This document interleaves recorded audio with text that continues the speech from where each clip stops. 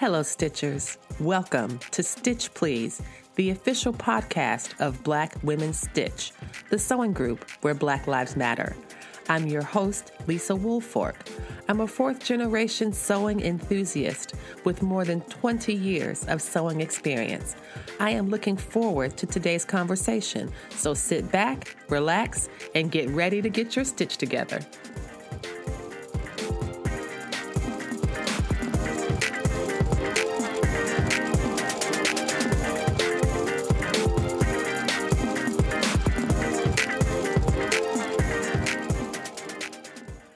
Hello, everybody, and welcome to the Stitch Please podcast. I am honored and delighted to be talking today with ChaCha in Hudson, who is a designer, a creative, and a convener of the Sewcial Café, which is a creative hub in Philadelphia, Pennsylvania. ChaCha, thank you so much for joining us today, and welcome to the show. Thank you for having me, Lisa. I'm so excited to be here. All right, so let's get started. I'm so excited to hear about how you came to be where you are now. Can you talk a bit about your sewing background? Like, where does your sewing story begin? Okay, so my sewing story begins at the age of 12. So I started sewing at the age of 12, and it was more so me getting interested in clothing construction and pattern making. I never set out to be a designer at all. That wasn't in my mind at all. It was more so being intrigued by how pieces come together, kind of like a puzzle. So that's where I started, and it just, developed from there, I guess. It's really so impressive, because I think that lots of folks start with being an interest in sewing, or maybe they've had some folks. Did you have any particular mentors or family members, or, like moms or grandmas or aunties or somebody else that sewed that kind of was a model for you? Or did this kind of curiosity just come upon you all on its own? Well, not exactly. When I first started, I didn't know that some people in my family were sewing or had sewn before. So I found out that my great aunts were actually seamstresses, and they made their own clothes. And I had no idea at all. I did receive one class from one of my aunts the day before I started a Saturday sewing school when I was 12. Besides that, I wasn't around them when they were sewing, and most of them had passed on by the time I started sewing. So it's kind of like you kind of stepped into maybe a family. It wasn't a huge family tradition, even though you had individual folks in your family who, unbeknownst to you, did so. It's like sewing was something you were kind of doing, like kind of on your own. You got one lesson from a relative, but for most of them, you didn't realize that you had this kind of sewing, family history. And right, I had no idea. And so tell me about this Saturday sewing school. That sounds fun, but it also sounds like something I'm not sure if I was a 12-year-old that I would have been really excited about. I probably would have thought, you just want to get rid of me on a Saturday. Okay, well, you'll understand more, excuse me, when I tell you the story. So it was a Saturday morning class. So I think class started somewhere between 9 and 10 o'clock. And I was a 12-year-old girl who went to school during the week and had to take sewing classes, or desired to take sewing classes on the weekend. But I soon realized that waking up early in the morning on a Saturday was not something that I wanted to do. So I actually missed 3 classes. And if you miss 3 classes, even if you pay for it, you get kicked out of class and you can't come back. Oh, my gosh. Yes, and that's exactly what happened to me. I got kicked out of class and I couldn't come back. And they actually gave my spot to somebody that I knew, which was so funny. But I continued on. It didn't deter me from continuing to sew. So you had signed up for this class, or your parents had signed you up for this class, and your parents had paid their US dollars for this class. And ChaCha was like, I already go to school 5 days a week. And I am not getting up at 9 o'clock or 10 o'clock or 8:30 even in the morning to get to Saturday sewing school. So no, ma'am. Sorry, not sorry, y'all lost your money. But, my friend is really enjoying it. So I guess it's not all wasted. Yeah, I think I only did one project. I remember doing pajama pants, and that was about it. That is so That was funny. it. So like you got put out of class, you got kicked out of sewing class, but you still were interested in sewing. You still were like, hey, I could still do this. Just because I get kicked out of sewing class doesn't mean, that ain't no thing. That ain't no problem. Right. Because it's not like I stopped going because I wasn't interested. I was forced not to go because I didn't come to some classes. But yeah, I was still into it. I still wanted to do it. My mom knew I still wanted to do it. So I just kept going, and she supported me 100%. That's really amazing. Oh my, so basically you violated a policy. They had a policy that said if you miss 3 classes, you will be put out, and you missed 3 classes and that was that. But it wasn't enough to dampen your, enthusiasm for sewing. So you No, not at all. So you stuck with it. You stuck with it. And you stuck with it so much that you ended up going to college and studying this. So was there anything like exciting between like being kicked out of sewing class at age 12 to doing a sewing related profession in college? What happened in those intervening years? Did you just stop not going to class, or like what, where did this transition happen? Okay, so let's talk about the 5 years in between, because I went to college at 17.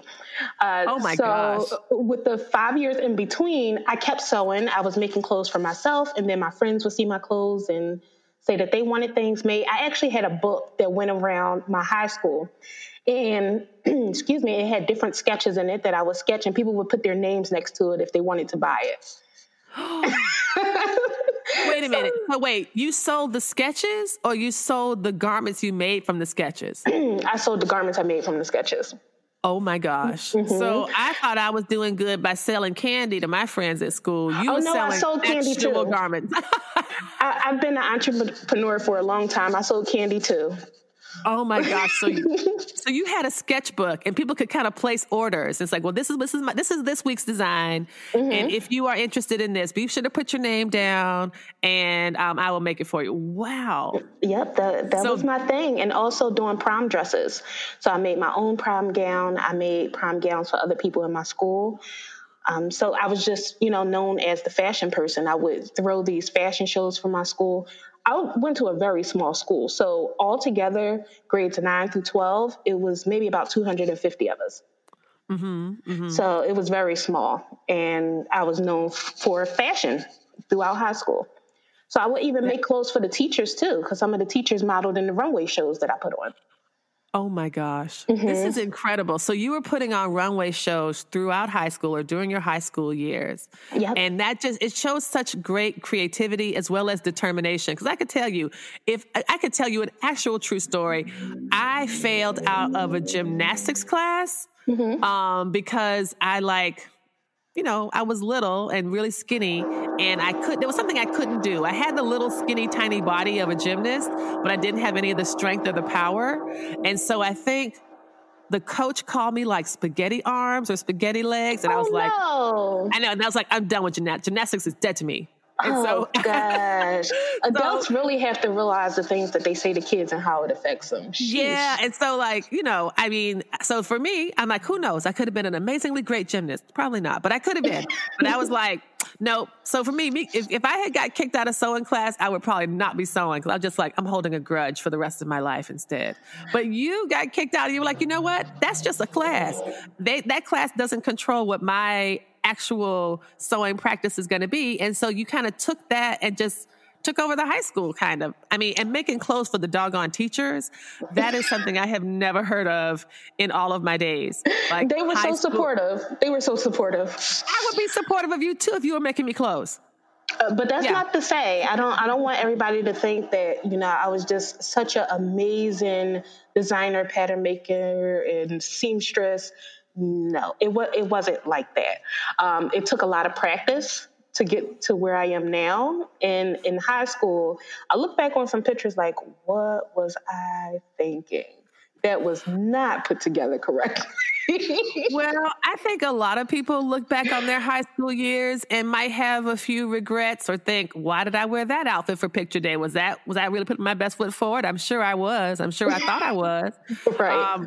But I mean, the idea that you can look back at garments and that you've made, that you have a history of from such a long time ago, and just be like, oh, I could grow. And like, well, obviously you can grow because you're going from being a teenager to being an adult. You're going from someone who was training themselves to then stepping into some more formal training. But what you got is this kind of really invaluable practice in a community of trust, right? You have a small high school, Right. you have, you have peers, you have teachers and advisors who want the best for you and who are going to support you. And yeah, and I think that you made the most out of that opportunity. So I thought that sounds really wonderful. So tell me about school and what did you study when you said you studied fashion? What was like your concentration and how did that come about? Okay, so the story is funny, but I got my bachelor's degree in fashion design from the Art Institute of Philadelphia. But initially, I only applied to one school. I applied to SCAD, Savannah College of Art and Design. Yes. Yes, And yes. my mom took me down to SCAD. We drove from Philadelphia. Oh my gosh, all the way to Yes, to Savannah. Savannah, Georgia. Very long ride. And I'm sure that my mom was tired of me because when we got down there, I said, Mom, this is too far. And she said, You knew how far away it was before we drove down.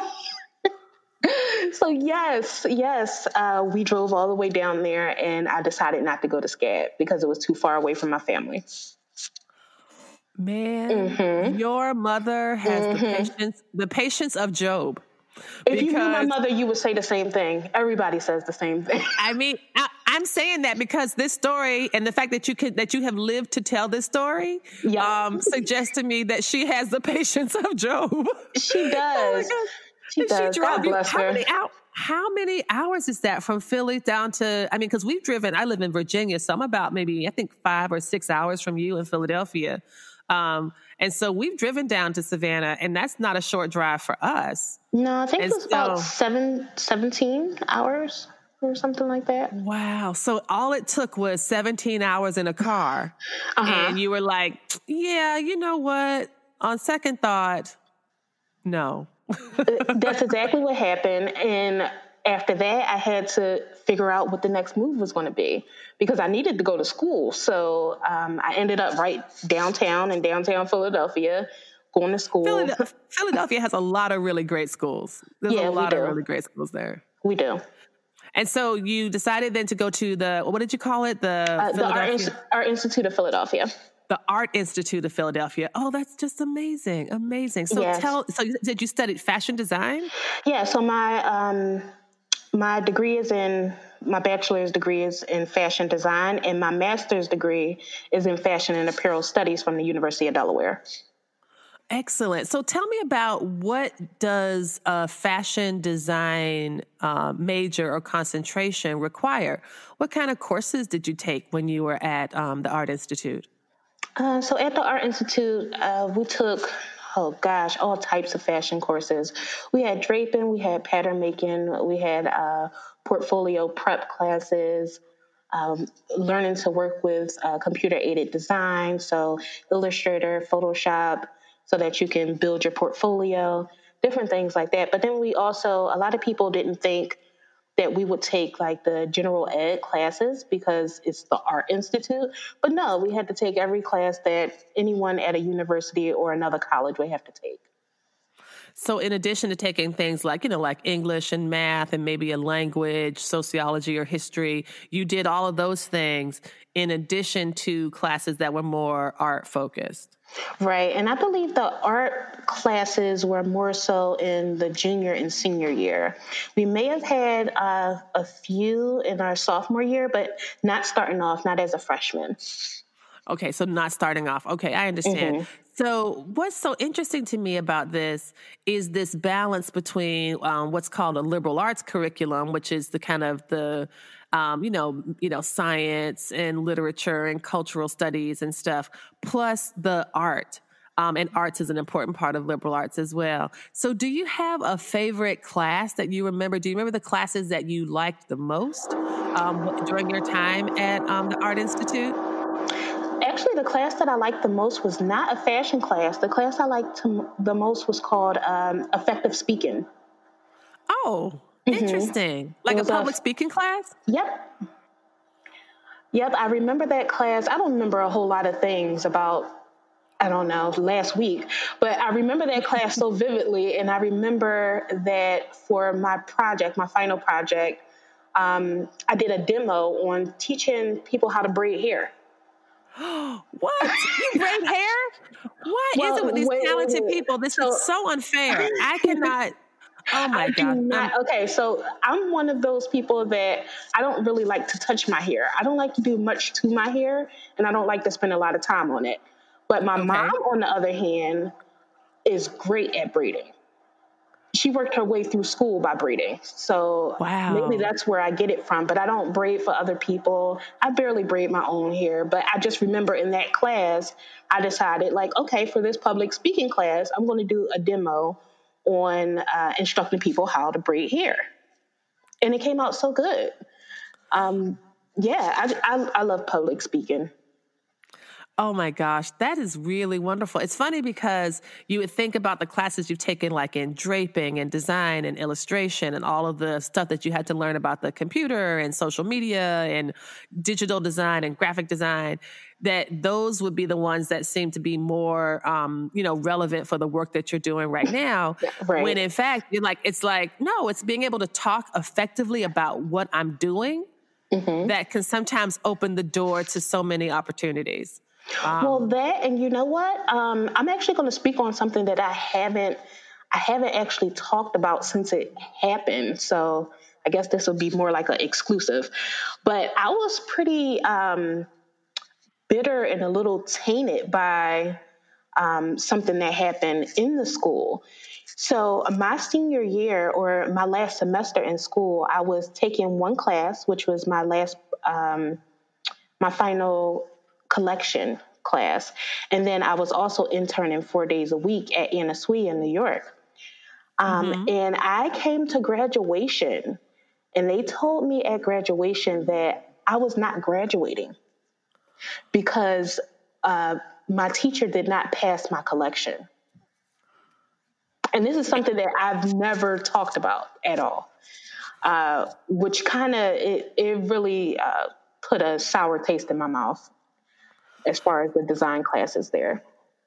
Oh my goodness. I am so Mm-hmm. sorry. That is really frustrating. I mean, you would think that you could get feedback earlier than like coming to the doggone ceremony. I am so Oh, sorry that happened to you. we did a critique and everything. I had no idea, no Wait, idea. the professor gave you a critique and Yeah, didn't the say whole that. class did a critique. It was a whole portfolio and final collection critique.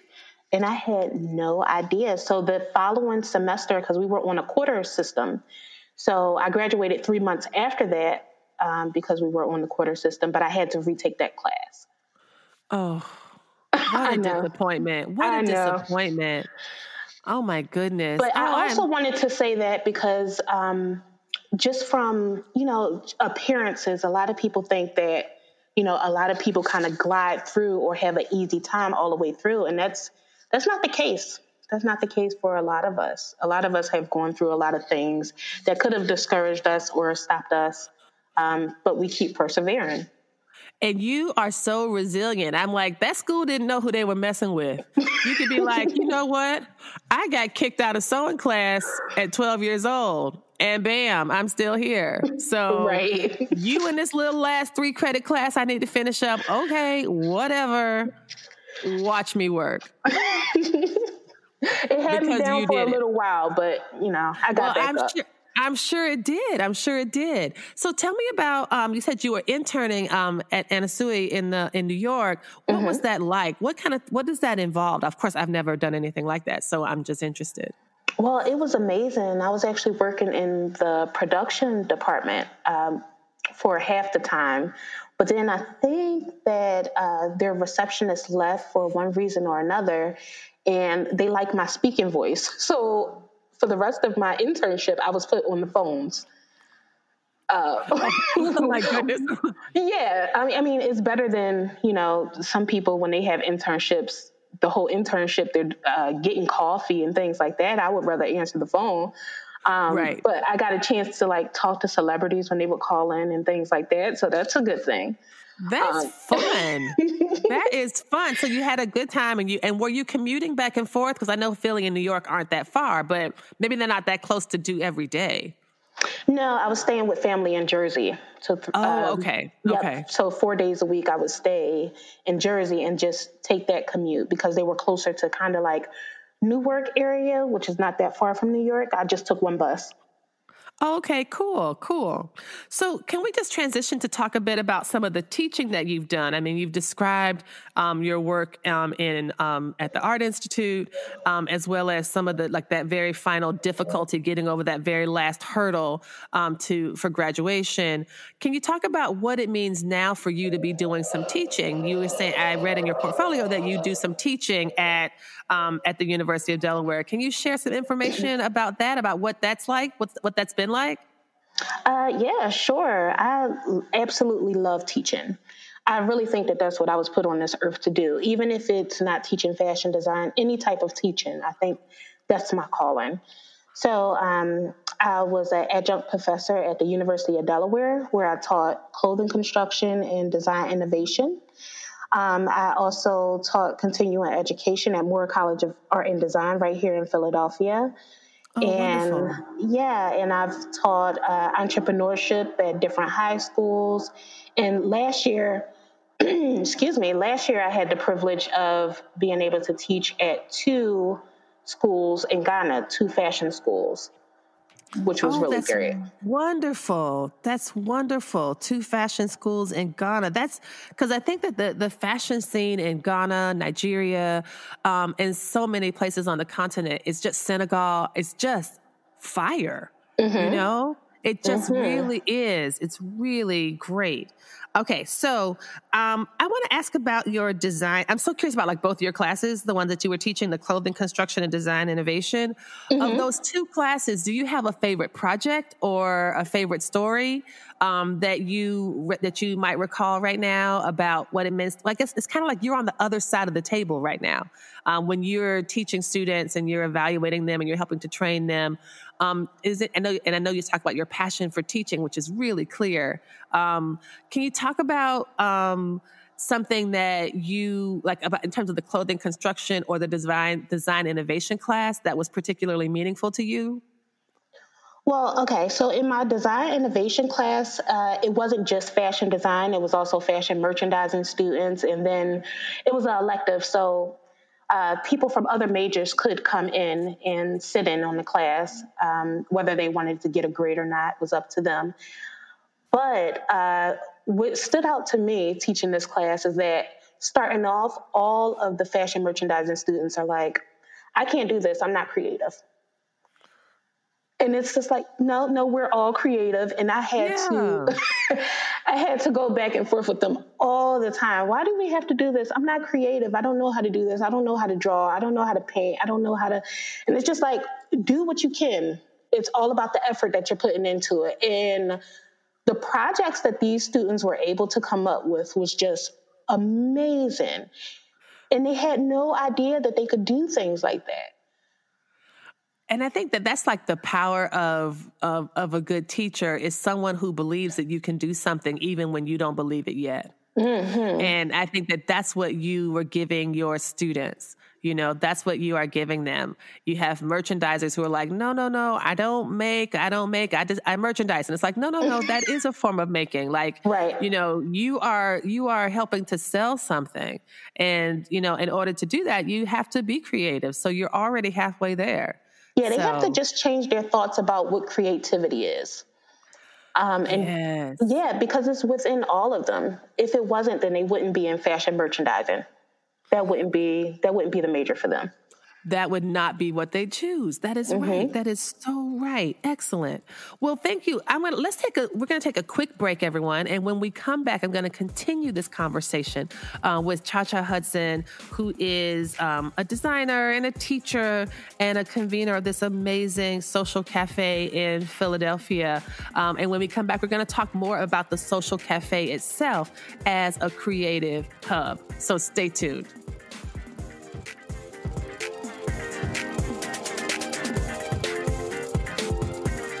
at Stitch Please, the official podcast of Black Women Stitch, we talk a lot about sewing.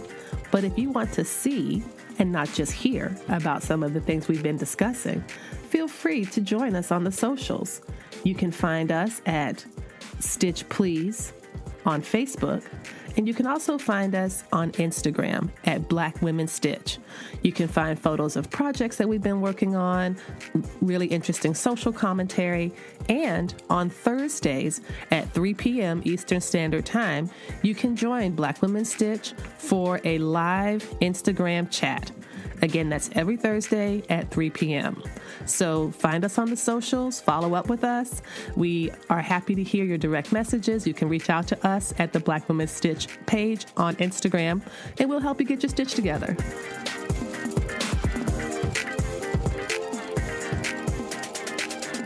Welcome back, everybody, to the Stitch Please podcast, the official podcast of Black Women Stitch.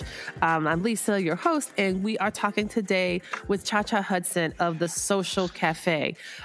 She was telling us in the previous segment about her background, about the education that she has received, as well as that she's given in fashion and design and innovation. And now we're going to see how she transforms these ideas into an actual physical building and physical location. Tell us more about the Sewcial Café. I know that this is a space. I know that I've been following the Sewcial Café since you all first launched. I had already had plans to come up for some of your events. Yes. So I'm really excited about this place. So can you just talk about the space itself, when it started, why it started, what were some of your goals behind beginning this cafe? Yeah, sure. So the Sewcial Café is an incubator and a creative co-working space for female entrepreneurs. I had this idea, I think it was back in 2016, where I said I wanted to open up a space. I already had a space then, and the space was more so for me teaching classes, not necessarily a co-working space. But when I went to the University of Delaware, when I went to the University of Delaware for my master's degree, there was a program called the Horn Entrepreneurship Program. And at Horn Entrepreneurship, they help you to get your business off the ground. They provide mentorship. It was just awesome. So I applied for a pitch competition called Hen Hatch. And for a Hen Hatch, I was actually a semifinalist. I didn't make it to the final round. But I used that critique to be able to make my business plan better. And I knew that if I opened up the space and was able to show some kind of traction by the following year, then it was a good chance that I would be able to make it to the finals. So I made it to the finals in 2018, and I received $8,400 to put towards the Sewcial Cafe. Yes, to put towards the Sewcial Cafe. And our doors were already open. No, actually, that was last year. I got the grant in 2019, but we opened in October 2018. And I used my own savings. I used money from members who wanted to start, and they put up money before the doors even open so that we can open our doors on October 5th, 2018. So you opened on 2018, and this was kind of like, it was almost like extending the incubator in some ways, right? Because you were like, if I can float this, then I know that I'll be well positioned to do a better job in that competition. So Absolutely. It's kind of like, you opened it with the vision of planning to win. Mm-hmm. Yeah, that's exactly what happened. And I just think that is so beautiful and so affirming and such a great message. You know what I mean? Because I think sometimes you want to, like, I can't start until I have all the ducks in a row, and I have to have everything, and I have to know everything. And if you do it that way, then you won't hardly do anything, you know? Like, yeah, you'll get stuck in that place of planning, and you'll be planning forever. That's usually how it happens. That is a beautiful phrase. You get stuck in the phase of planning, and then you'll be planning forever. That is absolutely true. That is so like, I remember the enthusiasm that I had. I was like, oh my gosh, this is going to be amazing. And I'm like, I do live like 6 hours away, so it's not like I can pop up there. But I was like, I don't know why I was so excited. Like, it was like, this is happening right in my own backyard. But I was so excited to see it grow, and I just really love the space. I am a fan. I'm a fan of the project. I'm a fan of of the work that you've put up. So let's talk about some of the things that the Sewcial Cafe has done in the, since it's opened in 2018 and then the grand big opening in 2019. What are some of the things you all have put together during that time? Okay, so let me start with how I was able to open because I didn't mention that. So, Yes, that'll be a good lesson for lots of us. So please share. yeah, sure. So, this is what I tell people all the time when they ask me about creating a new product or building their brand. You have to do customer discovery first. If you don't do customer discovery first, then you're coming up with solutions for problems that you don't even know about. And that's kind of the backwards way of doing it. You need to find out what the problems are, what your customers are experiencing, what their pain points are, and then from there you create solutions. And so this phrase, customer discovery, can you just yes. explain what that means? Okay, so customer discovery is the legwork that you do before you actually open up your business. You need to talk, if you think you know who your customer is, you need to talk to a lot of those people. The people that you think would be your core customers, you need to talk to them and see what problems they're having, what issues they're having. So, for instance, for the Sewcial Cafe, excuse me, I interviewed maybe about 700 people from my sewing group. And from there, I was able to find out that a lot of people don't like to work from home. That's one. Also, they're distracted when they're at home. So either by chores or by their family obligations, their TV, anything. Because as you know, as beings, we can be distracted easily, especially from work. Yes. So it's that. And then they also lacked instruction. So there was nobody there. I mean, of course, there's YouTube, but I think you can only go so far on YouTube, especially if you have questions, because you need to be able to ask somebody in person and maybe they can show you how to proceed. There was also a lack of networking with like-minded people.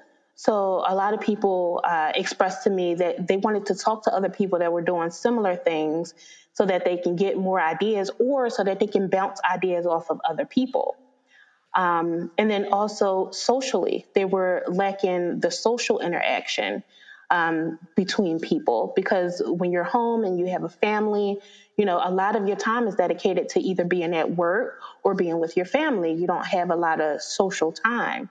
And what we've realized after opening is that we're like the family we never knew we needed or the friends we never knew we needed.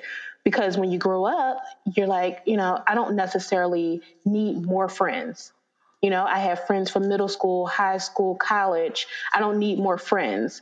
And then they come to this space and realize like we were all meant to be friends. We were all meant to be family and be connected. And then also in the customer discovery, I found that people were looking for different ways to generate revenue. And to have extra money outside of their regular 9-to-5 jobs. So I interviewed people that have taken classes with me who are groundskeepers, teachers, artists, doctors, nurses. And these are people from all different backgrounds. And this was the common thread that they needed a space to work. They were distracted. They needed instruction and they also needed that community. And from there, I was able to come up with a business model or a revenue model so that I can meet all of those needs of my customers. So I would say for anybody who's starting to do anything new, you need to make sure that you are actually adding value to your customers' life and being able to help them with things that, you may not have even thought that they needed help with. That is great. This idea of doing this kind of research to find, I love this idea. You say, like, you don't want to be solving a problem that's not really a problem. You don't want to provide a solution for something that's not a problem. And I think that something I've learned is that it's hard to make friends as an adult. Yes. I think that when you're a kid, like you go to school, you go to Saturday sewing class until they kick you out. You do these things, or you have church, that your social life is really controlled by the context that you're put in, if you're on a sports team or whatever. But when you get to be an adult, pretty much basically work is where we spend a lot of our social time. And other people, we might have like different, you might have temple and synagogue, and synagogue and church and all these other, you might have other things. But for the most part, so much of your relationships are built based on those same kind of, childhood connections, outside of sorority, for example, and other civic organizations. But like to make friends with someone as adults, it can be challenging. And something that I have absolutely loved about Black Women Stitch is this chance to make some of the best friends that I have had in life over sewing. And really building a strong community. And like, so when you said, we are the family that we didn't know we needed, or we are the, that's kind of community. Right. It's really, I believe that it's absolutely true. And so you were able to kind of do that in the co-working space. So when you open the doors, what kind of things started to happen? So you've done your customer discovery, you've got a good plan, it's 2018, you are taking a step out on faith, you're putting your savings into this project, and then what happens? Okay, so I started offering the pattern making class, sewing classes, brand building workshops and seminars, and just getting people in the door, letting them know that we're here. Because for a few months, even though I did a lot of preparation beforehand, for a few months, people that were outside of my initial sewing community didn't know we were here, especially since we're in a building with a lot of different artists, but there's no signage outside, or you can't just look into our space because we're on the second floor to know what we do. So it's not like the average person that's walking by will know that we're in the space. So it was more so just building awareness and having more events here, even some that wasn't necessarily fashion related. We do have other art events here. So we have instructors that come in and do painting events. We also had poetry events, all within the arts, not necessarily driven by fashion. But if people are coming in who don't necessarily do fashion or sew, more than likely they know other people who do sew or do crafting or are looking to start a small business. So that's how we were able to get the word out there. And I mean, I feel like you've done so many like really cool things. Like when I look at some of the projects and some of the things that you all have sewn, and you said you had, I remember seeing that they were like Mimi G, who is a big sewing influencer, that she came through for an event. And it's just like, this is really very impressive. I just feel like, between all the obstacles that you were describing and how you just kept your spirit of resilience, your spirit of course I can do this, of course I can do this. I am going to continue. I know what to do. I'm going to follow these steps, and I'm going to, remain on my path undeterred. I think that kind of bravery can be hard to come by. You know what I mean? And I'm not sure if you would even call it bravery. You might just call it, I don't know, something else. But it does seem I call it life. I don't know. Would you call it bravery? She's like, no, I don't know. Which bravery seems apt to me, but I don't know. I just called it life because things happen and you just have to get over it. Well, there you go. I wanted to ask about some of you talk about your creativity and your sewing patterns, like some of the patterns and the dress patterns that you've made, the shoe covers that you did for the advanced selfies post that you did back in February of this year. Oh, yes. Oh my goodness. Like some of the stuff that you have actually made and demonstrated for people to learn, it's just like really very cool. Thank you. Really. For a lot of the dresses that you probably saw on social media, those are different projects that we make at our Sip and Sews. So you come in, you stay for a few hours. They usually last between 3 or 4 hours if we're not talking too much.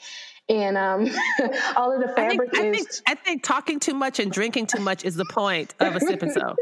I think that's like the purpose. Well, you know what? The Sip and Sew customer, there's two different ones. There's the ones that come to sip and watch everybody else sew. And then there's the ones that actually come in and sew. They're like, I would like to leave with either a buzz on or a new dress. Or a dress, it's either or. But either way, I prefer both. I prefer both, but continue. Yes, I like both. Well, you know what? You're a little more advanced. So some Oh, of the that's people who true. drink a little bit too much, you can't have Yeah, them they around the can't do sewing it. machine. Yes. I have trained for this. Many years of sipping and sewing at my own sewing machine has really helped me test the limits of sobriety in the sewing machine. See, you have the practice in. A lot of people There don't you come go. in with that practice. Well, you know what? I say, hey, if you stay ready, you don't have to get ready, you know? Exactly, exactly. So just got to be prepared. So you said you did these in the sip and sew, that some of the dresses and the shoe covers and those kinds of projects? Well, not the shoe covers, the dresses, different types of bags. We've done a lot of different projects, jackets, but the shoe covers is actually a new venture. And I was actually supposed to launch in April a line, and they're shoe cover tours. And Wait, yeah, what did you call them again? a You said shoe you were co- a line. a line of shoe cover tours. You see that with the accent, Oh, shoe cover tours. shoe cover tours. Okay. Well, we're Mhm. gonna have to get the spelling of that. We'll put it in the notes. So tell us about that. That I'm telling you, you all should check out these images because like she's got this gorgeous. I'm looking at one of the blog posts from February, and you've got this kind of houndstooth dress going, and then you have the same houndstooth like over the knee style boot. But you're saying that that's not actually a boot; it's a shoe cover. No, it's a shoe cover. Yeah, so I was supposed to have been launching those in all different designs and collaborating with other artists for my fabrics for April. And unfortunately, with COVID, I wasn't able to. But that actually gives me more time to come out with some different designs and also to, work all of the kinks out. So, Well, it really is. It's a really fierce look, and I'm looking at this is an image from March 27th that you have on the Instagram page of the Sewcial Café, which will of course include a link to that in the show notes.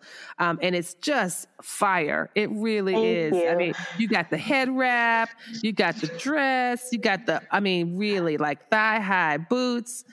I'm Yeah, I just like, received okay, so much love from the pictures that I've taken with the shoe cover tours, especially because being plus size, it's hard to find boots that go over the knee or thigh high boots. yes, Even for yes, taller people, it's hard to yes, find thigh high yes. boots. Yeah, I And mean, I have a difficult time like getting a boot to go over my calf, you mhm, know? And I'm just like, you know what, forget it. But you've found a great solution for that. I have, and they're coming in different lengths. So they'll be to the calf, to the ankle, knee high, thigh high, and coming in all different colors and prints. And they can go on stiletto shoes. They can also go on to like wedge shoes. So yeah, we have Wow. a lot of things coming out, and I'm really excited about it. That is incredible. I am very, very excited. And so let's really quickly about your mask making network. I know you've got a lot of great press about the mask making network that you've created. And that's just one of the ways that you've been able to transition some of your business model, I think, to basically talk about supporting makers during this time of crisis. Can you share a little bit about the mask making network? And then I'd love to talk about some more future projects. Yeah, sure. So, as everyone knows, with COVID, a lot of people had to pivot their businesses and what they were doing to generate revenue or to add value to their customers during this time. So, um, I had to cancel a lot of classes. I had to cancel contracts for rental agreements, and the members are not able to come into the space because we're not cleared to open, which is actually fine with me now, just because I definitely value my health over anything. Um, Yes. yeah, but it saddens me as well because I really want my ladies to be here. And I miss that camaraderie and being able to, exchange information and laugh together, talk about different things together while still creating. So I miss that so much. But we'll be back. We'll be back. Um, Yeah. so I started making masks maybe about, I'm going to say it was almost 2 months ago, or about 2 months ago.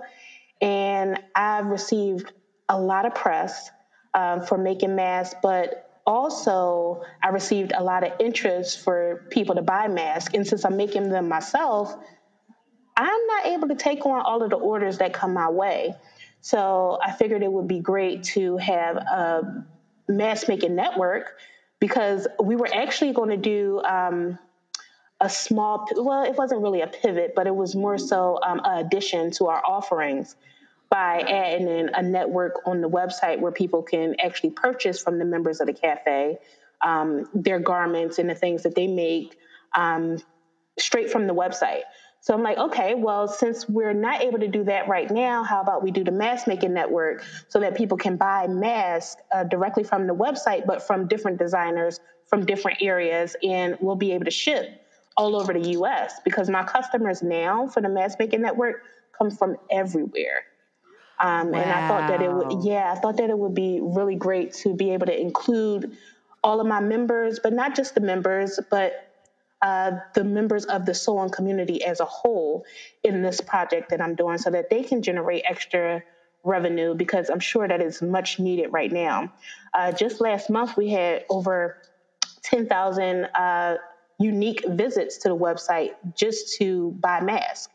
So people are really looking to buy these masks. And I also have mask making kits, which is also an idea for people who don't necessarily have the manpower or desire to make the mask. You can make up kits where you have the pre-cut fabric, make sure you include instructions, pre-cut elastic, and ship that out to people. And it's a great way for families to get together and make masks, and, you know, have something extra for the family to do, a great family project. Yeah, and it also cuts out so much of the guesswork. And like, if you don't do a lot of sewing, but you just happen to have a machine lying around, you know, I know some other folks that are, I know some folks that are also other doing kits and stuff. I think it's a great idea, as well as being a resource for people who want to buy masks. I know that I am not a big mask person. I of course wear a mask, and I know I talked about this in a previous episode. And I didn't even want to sew any masks, and I've already sewn 25. And Right. so, I mean, it's just like, if I feel like if you sew, someone is going to ask you. And now I'll be able to say, so people have been asking me, I'm like, okay, well, here's a list of people that I know that are sewing them, that are making them. And now I can also direct them to your mask making network. So I think that's amazing. Oh, thank What you. what do you have coming up next? What are some of the future projects you're thinking about for the cafe? Any other things that you are imagining as in terms of expansion or growth or deepening certain connections? Yes, so we were actually supposed to open up a second location in Wilmington, Delaware by the end of this year. But because of everything going on, we're going to push that back. I don't know how far we're going to push it back, but I'm thinking it's going to be sometime in 2021. Even if it's a smaller space than what we have here, because our space here is about 2,600 square feet. And Mm-hmm. moving into a second location, I think we should start off just a little bit smaller, because I'm more familiar with the Philadelphia market than I am with the Wilmington, Delaware market. So the plan is to open up that second location and then open up a third location within 2 years in downtown Philadelphia, and then continue expanding from there. I have thought about doing the franchise route, and other people have inquired, but we need to make sure that the operations are down here so that I can, you know, be able to help people repeat the success of the social cafe in different areas. That sounds so cool. Like Thank you. yeah, to go from Wilmington, Delaware, and then back to downtown Philadelphia, and then you never know where it could go next. Because the social cafe, as you were saying, people, you know I for one certainly appreciate a creative hub, a creative space. Especially, I mean, even though I have a studio here at my house, it can be a lot of fun to get together and sew with other people. Yeah. And so, like, and the idea of having a space for that is really quite wonderful. So I just wanted to say, ChaCha, thank you so much for talking with me today. And thank you for sharing the future of the Sewcial Cafe with us and just sharing so much about your past. Can you tell us where we can find you on the socials, where people can look up and find information about you? And I will be sure to include all this information in the show notes. But where can we find you on the socials? Yeah, sure. So you can follow the Sewcial Cafe, TheSewcialCafe, on Instagram. I'm not really on Twitter too much, but I do have a Twitter. You can also follow us there on the Sewcial Cafe on Facebook. And also ChaCha Nicole on Instagram. That's ChaChaNkole. And then you'll be able to see some of the pictures that Lisa was talking about. Because I like to do photography on the side. That's like my thing, my fun thing to do, and then digital enhancements to the photos. So you'll be able to see some of those on my personal Instagram account. Also, check out my Facebook group. It's called Sewing with ChaCha Nicole. If you put it in Facebook, Sewing with, it usually just comes up straight after that. And check out our online classes as well and online courses on the website. And it's thesewcialcafe.com/courses, where you'll be able to see the online courses and then also sign up for the mailing list. You'll be able to check out what's coming up next when we're reopening and what we'll be offering. Thank you so much, Lisa. Oh my gosh, this has been so exciting. I've been talking today with ChaCha Hudson of the Sewcial Cafe in Philadelphia, Pennsylvania, and everywhere else, because she's not just in Philadelphia. She teaches in Delaware. She teaches in Ghana. She teaches online, and you can find her work in all the social media places she just listed. ChaCha, thank you again for being with us today. Thank you, Lisa. I appreciate it.